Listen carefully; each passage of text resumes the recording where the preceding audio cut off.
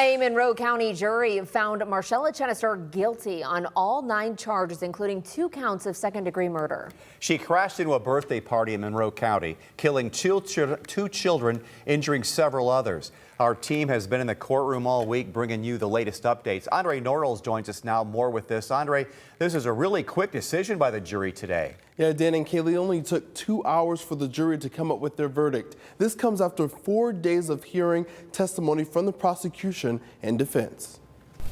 Guilty of operating while intoxicated or operating while visibly impaired, causing the death of Zane Isaac Phillips. An emotional day in a Monroe County courtroom as the jury found Marcella Chenister guilty on all counts. My babies can finally rest peacefully. This is what we've been waiting for this whole time. Brian Phillips is the father of 4-year-old Zane and 8-year-old Alana. They're the 2 children who were killed in the crash last April. After I leave here, I'm going to their gravesite and let them know how today went. I will never get peace. I never will find peace with this, but I'm glad that the verdict came back on all counts. I am happy with that verdict.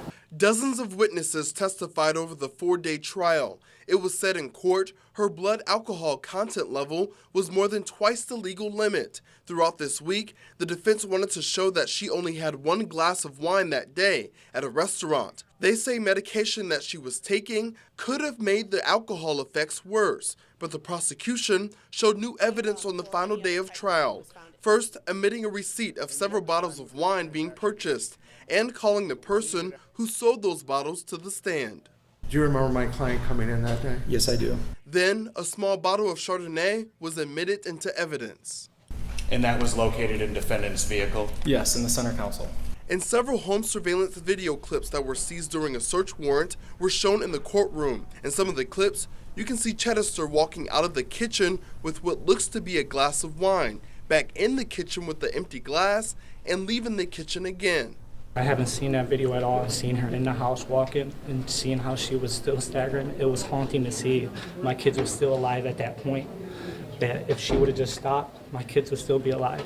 While Chenister was found guilty, the defense plans to keep fighting and filing an appeal. My client's devastated, and we knew that it could go either way.